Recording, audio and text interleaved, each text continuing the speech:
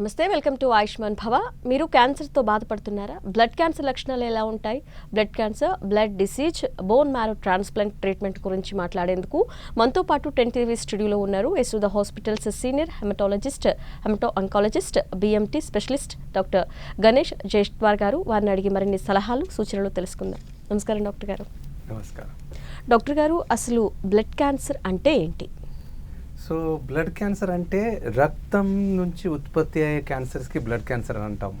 మామూలుగా క్యాన్సర్ అనే ఒక వ్యాధి, దాంట్లో మన కణాలు అన్కంట్రోల్గా, అనియంత్రితగా ఉత్పత్తి అవుతాయి. సో క్యాన్సర్ అనే ఒక వ్యాధి ఏ ఆర్గన్లో కానీ ఏ అవయవంలో కానీ ఉత్పత్తి అవ్వచ్చు. సో రక్తం ఉత్పత్తి చేసే బోన్ మ్యారో, అంటే రక్తం తయారు చేసే ఫ్యాక్టరీకి మనం బోన్ మ్యారో అంటాం. సో ఈ రక్త సంబంధించిన క్యాన్సర్స్కి బ్లడ్ క్యాన్సర్స్ అంటాము. సో రక్తం తయారు చేసే అన్ని సిస్టమ్, బోన్ మ్యారో కానీ లింఫ్ గ్రంథులు కానీ ఇలాంటి రక్తంకి సంబంధించిన సిస్టమ్ ద్వారా ఉత్పత్తి అయ్యే క్యాన్సర్స్కి మనం బ్లడ్ క్యాన్సర్స్ అంటాం. డాక్టర్ గారు, అసలు ఈ బ్లడ్ క్యాన్సర్ లక్షణాలు ఏ విధంగా ముందుగా మనం గుర్తించగలగాలి? ఏ విధంగా ఉంటాయి? ఎస్, సో బ్లడ్ క్యాన్సర్ అనేది ఒక జబ్బు కాదు, దాంట్లో చాలా రకాలు ఉంటాయి. సో ముఖ్యంగా మామూలుగా 3 ముఖ్య రకంగా మన main types of blood cancers ఉంటాయి. ల్యూకీమియా అంటే రక్తం తయారయ్యే బోన్ మ్యారో ద్వారా ఉత్పత్తి అయ్యే, బోన్ మ్యారోలో తయారయ్యే బ్లడ్ క్యాన్సర్స్కి ల్యూకీమియా అని అంటాం. అదేవిధంగా లింఫ్ గ్రంథిలో కనపడే బ్లడ్ క్యాన్సర్స్కి మనం లింఫోమా అంటాం. ఇంకా 3వ రకమైన బ్లడ్ క్యాన్సర్ అంటే మల్టిపుల్ మయోలోమా. ఇది బోన్ మ్యారోలో రక్తం ప్లాజ్మా సెల్స్ అని కొన్ని రక్త కణాలు ఉంటాయి. ఇమ్యూనోగ్లోబులిన్ తయారు చేసే రక్త కణాలకి ప్లాజ్మా సెల్స్ అంటాము.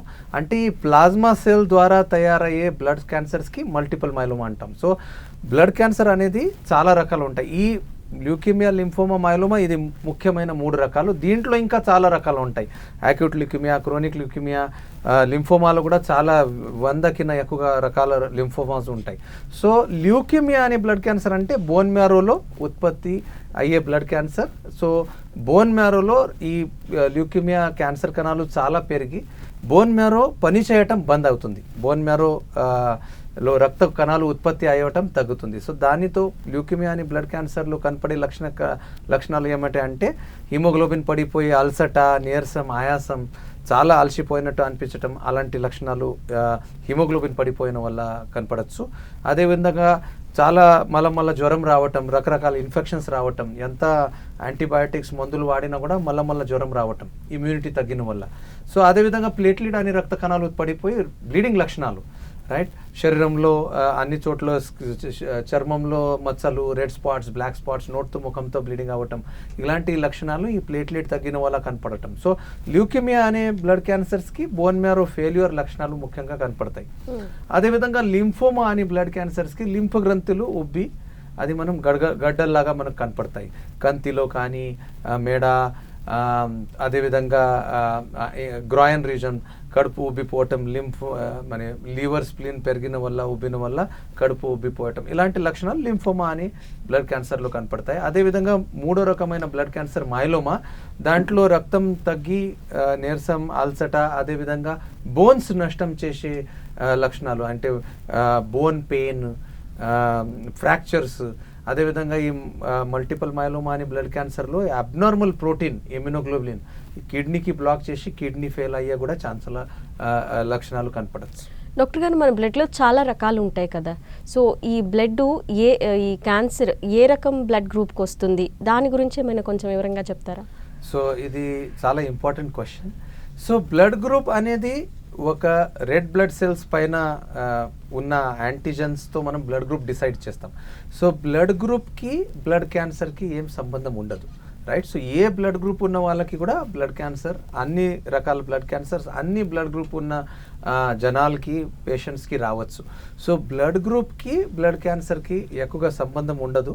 అయినా మామూలుగా ఓ బ్లడ్ గ్రూప్ ఉన్న వాళ్ళకి, ఓ బ్లడ్ గ్రూప్ చాలా కామన్ బ్లడ్ గ్రూప్, అన్ని బ్లడ్ గ్రూప్లో A positive, A blood group, B group, AB and O, ఈ 4 రకాల బ్లడ్ గ్రూప్లో ఓ బ్లడ్ గ్రూప్ ఉన్న వాళ్ళు చాలా ఎక్కువగా సంఖ్యలో కనపడతాయి.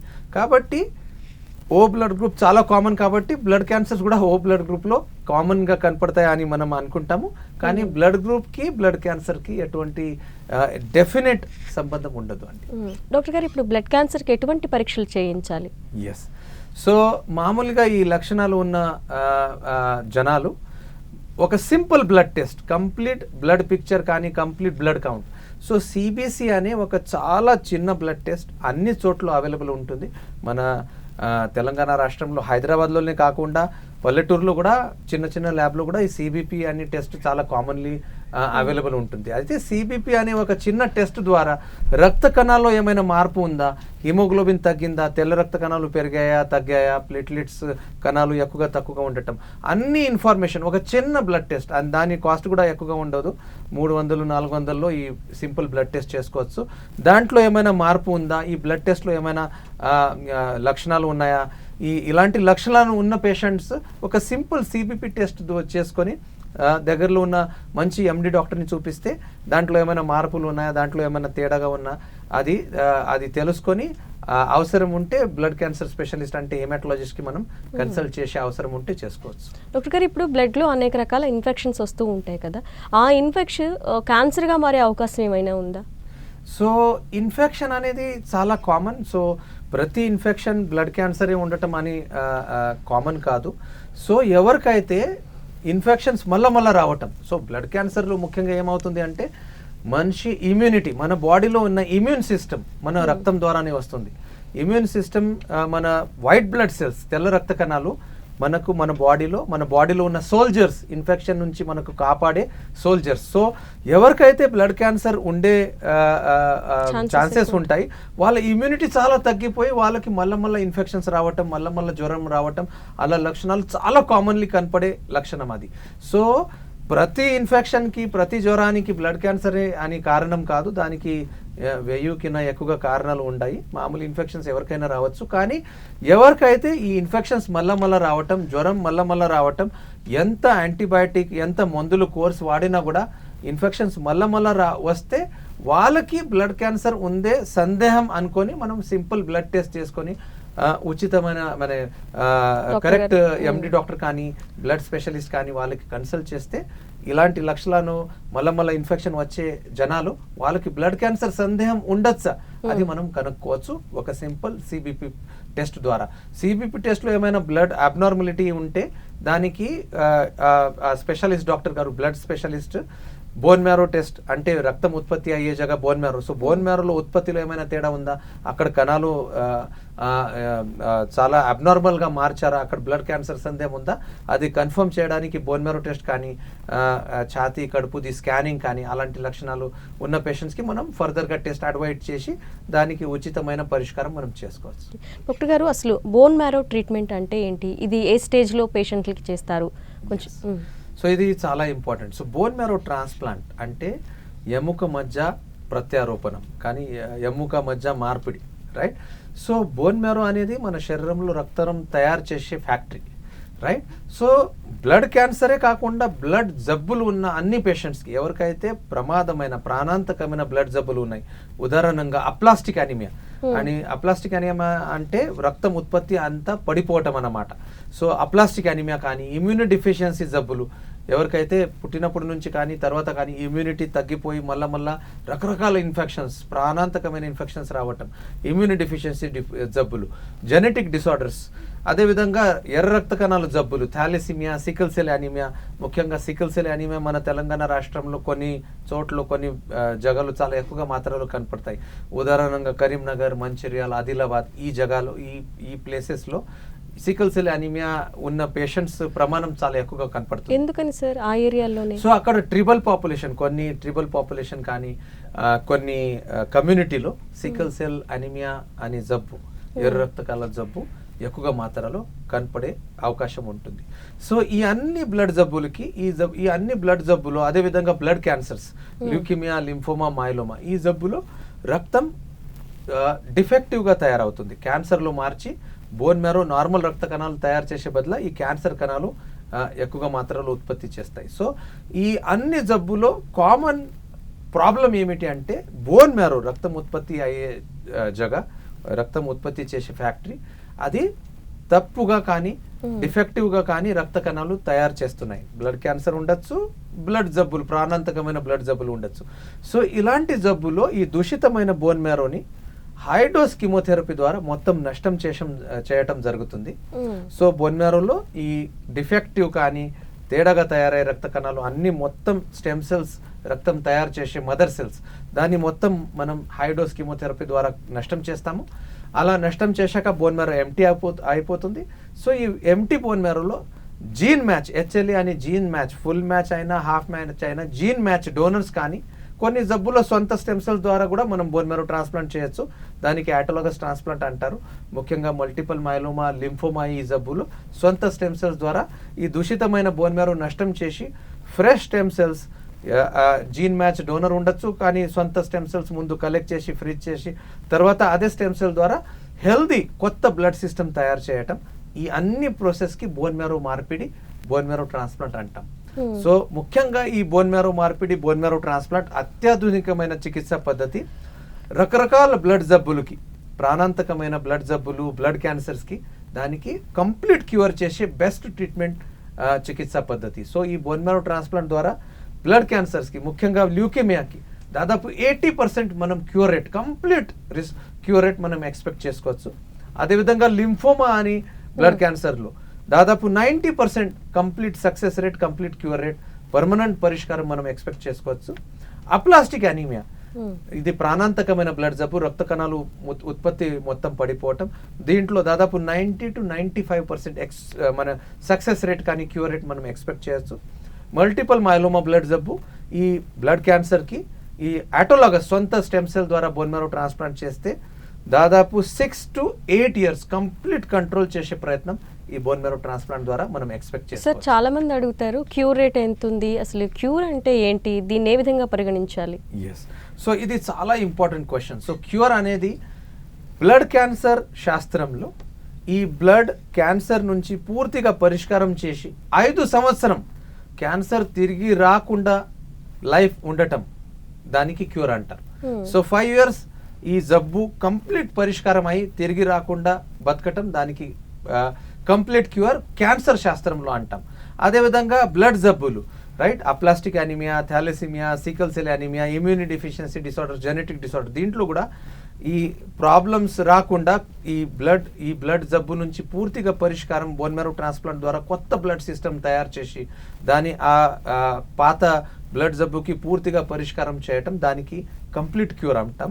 దాంట్లో కూడా మామూలుగా 5 years జబ్బు రాకుండా జబ్బుని పూర్తిగా పరిష్కారం చేసి బతకటం, దానికి కంప్లీట్ క్యూర్ అంటాం. బోత్ బ్లడ్ క్యాన్సర్స్లో కానీ వేరే సీరియస్ బ్లడ్ జబ్బులో కూడా కంప్లీట్ క్యూర్ అంటే 5 years కంప్లీట్ పరిష్కారం అయి ఈ మనిషి 5 years దాటటం ఆ క్యాన్సర్ రాకుండా, దానికి కంప్లీట్ క్యూర్ అంటారు. సార్, ఇప్పుడు మరి రకరకాల స్టేజ్లో పేషెంట్ ఐడెంటిఫై చేస్తారు కదా క్యాన్సర్ని. లేట్ స్టేజ్లో కొంతమంది ఐడెంటిఫై చేసి డాక్టర్ దగ్గరికి వెళ్ళటం అప్పుడు చేస్తారు. అప్పుడు కూడా ఈ సక్సెస్ రేట్ అదే విధంగా ఉంటుందా? సో ఇది చాలా ఇంపార్టెంట్ ప్రశ్న మీరు ఈ జనాల కోసం రేజ్ చేశారు. సో ప్రతి పేషెంట్, బ్లడ్ క్యాన్సర్ ఉన్న ప్రతి పేషెంట్ ఫస్ట్ క్వశ్చన్ వాళ్ళ మైండ్లో ఇదే వస్తుంది, స్టేజ్ ఏమిటి అని, రైట్? సో మన శరీరంలో బ్లడ్ లేన ఏం జగలేదు, రైట్?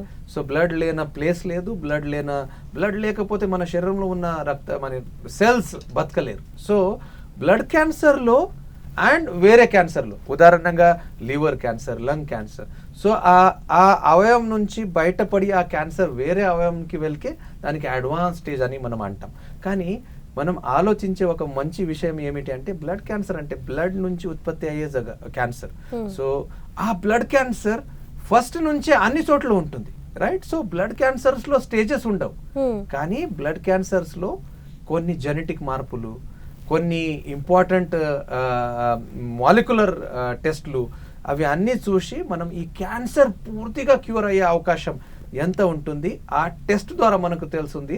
కానీ బ్లడ్ క్యాన్సర్లో, ముఖ్యంగా బ్లడ్ క్యాన్సర్స్, ల్యూకేమియా అంటే బోన్ మ్యారో నుంచి ఉత్పత్తి అయ్యే బ్లడ్ క్యాన్సర్, సో అది అన్ని చోట్ల ఉంటుంది, దానికి స్టేజెస్ ఉండవు. లింఫోమా బ్లడ్ క్యాన్సర్, దాంట్లో 2 రకాలు ఉంటాయి, Hodgkin's lymphoma, non Hodgkin's lymphoma.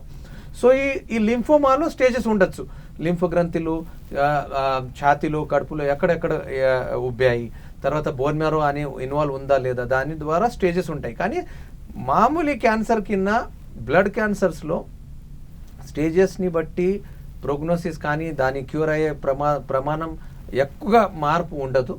అన్ని స్టేజెస్లో అన్ని బ్లడ్ క్యాన్సర్ పేషెంట్స్లో మంచి చికిత్స ఇస్తే, మంచి ట్రీట్మెంట్ పూర్తిగా చేస్తే, అది మామూలు కీమోథెరపీ ఉండొచ్చు.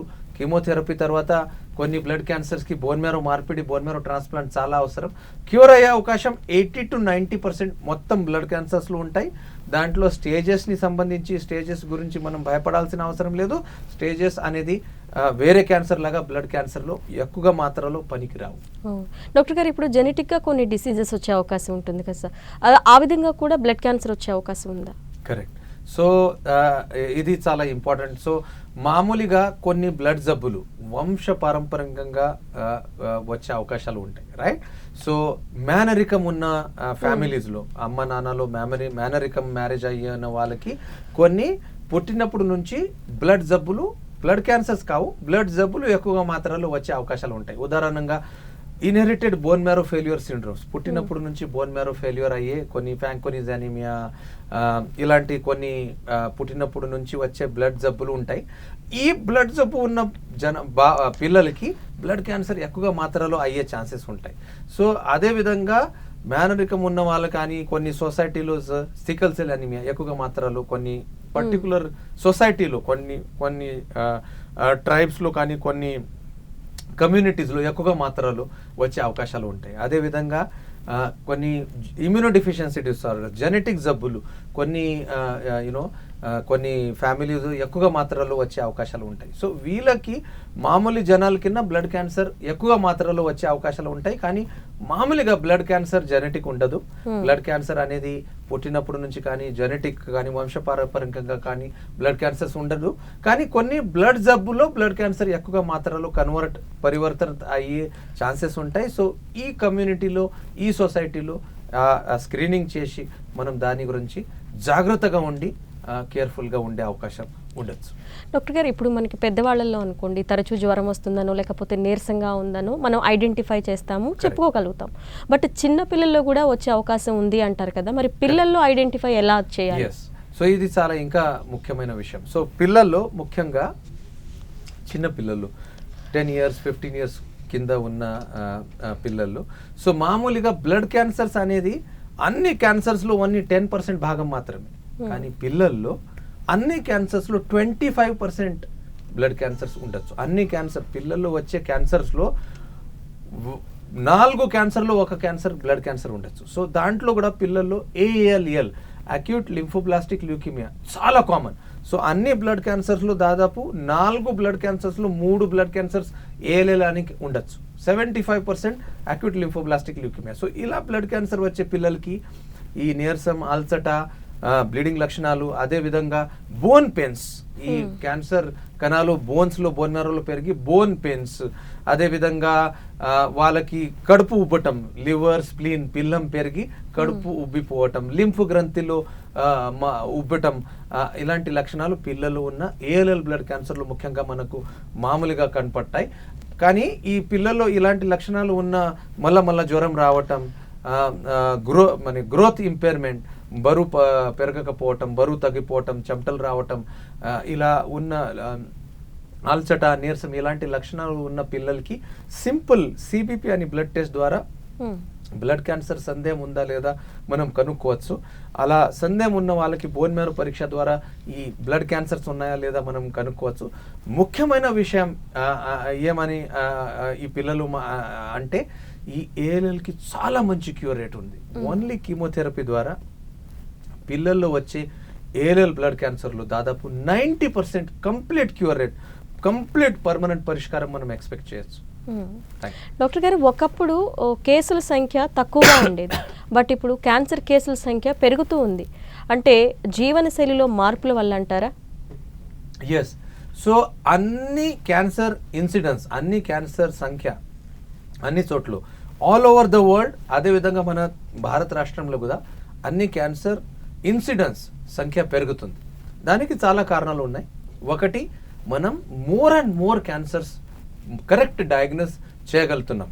ఎందుకంటే ఫ్యాసిలిటీస్ అన్ని చోట్ల మనం హైదరాబాద్లోనే కాదు, మొత్తం తెలంగాణ రాష్ట్రంలో అన్ని స్పెషలిస్ట్, అన్ని హాస్పిటల్స్, అడ్వాన్స్ హాస్పిటల్స్ అన్ని చోట్ల అవైలబుల్ ఉన్నాయి. దానివల్ల డయాగ్నోసిస్ నిదానం ప్రమాణం పెరిగింది. నెంబర్ 1. నెంబర్ 2, ఎన్వైరన్మెంటల్ పొల్యూషన్ కానీ,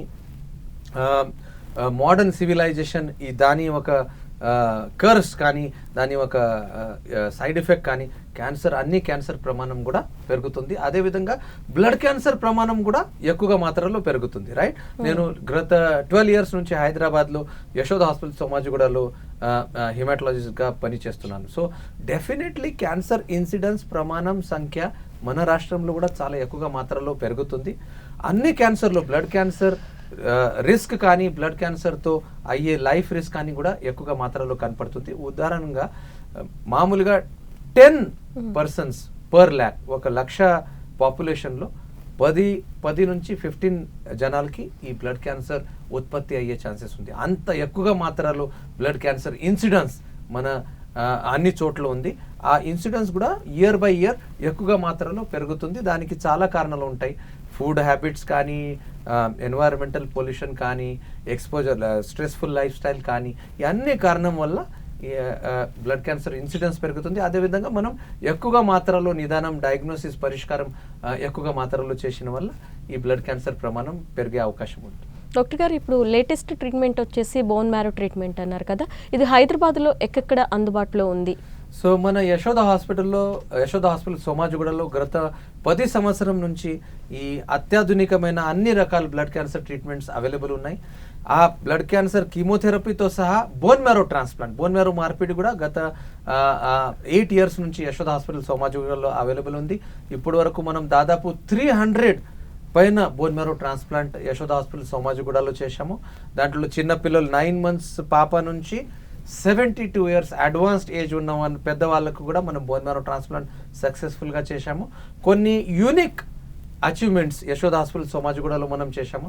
మన భారతదేశంలో first successful double half mash transplant 2 చిన్న పాపల్లో మనం అప్లాస్టిక్ అనీమియా అనే ప్రాణాంతకమైన బోన్ మ్యారో ఫెయిల్యూర్ జబ్బుకి మనం చేశాము. అదేవిధంగా అడ్వాన్స్డ్ ఏజ్ 67 yearsలో కూడా మనం హాఫ్ మ్యాష్ ట్రాన్స్ప్లాంట్ చేసి AML అనే ప్రాణాంతకమైన బ్లడ్ క్యాన్సర్కి మనం కాపాడటం మన యశోద హాస్పిటల్ సోమాజిగూడలో జరిగింది అండి.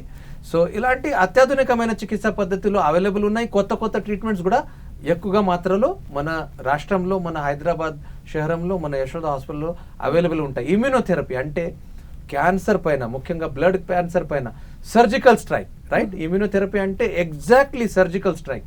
మనం కొన్ని సంవత్సరం ముందు మన భారతదేశం చేసిన సర్జికల్ స్ట్రైక్ గురించి విన్నాము. రైట్, సో సర్జికల్ స్ట్రైక్ అంటే ఏమిటి? ఎగ్జాక్ట్లీ వెళ్ళి మనకు అవసరం ఉన్న, మనకు నష్టం చేసే సెలెక్టివ్ ఆతంకవాదికి మనం నష్టం చేసాము. అదేవిధంగా బ్లడ్ క్యాన్సర్స్కి ఇమ్యూనోథెరపీ అంటే సర్జికల్ స్ట్రైక్. ఎగ్జాక్ట్ అత్యాధునికమైన కొత్త ట్రీట్మెంట్స్ వచ్చాయి. CAR T-cell థెరపీ, అది యశోద హాస్పిటల్లో త్వరలోనే అందుబాటులో అవైలబుల్ అవుతున్నాయి. నెక్స్ట్ 6 monthsలో యశోద హాస్పిటల్లో CAR T-cell థెరపీ కూడా అవైలబుల్ ఉంటుంది. CAR T-cell థెరపీ అంటే ఎగ్జాక్ట్లీ దూషితమైన క్యాన్సర్కి ఈ అత్యాధునికమైన మిసైల్స్ వెళ్ళి ఓన్లీ క్యాన్సర్ని నష్టం చేస్తాయి.